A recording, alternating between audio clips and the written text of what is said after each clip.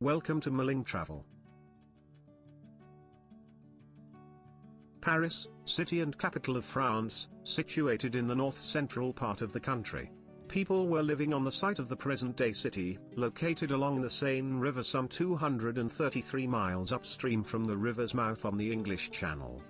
Things to see and do in Paris.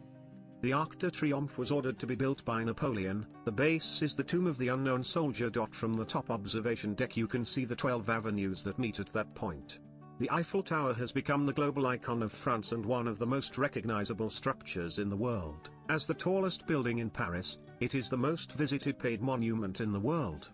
The tower stands 324 meters, 1,063 feet, tall and has accessible 3 levels.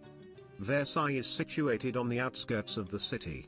This grand palace bears witness to what was the monarchy in France. The royal family, together with the nobles, lived there surrounded by extravagant luxuries. When you walk through the different rooms of the palace, stop to admire the view of the gardens which can be seen from the Hall of Mirrors. There are a couple of amusement parks on the outskirts of the city if you had time to visit them.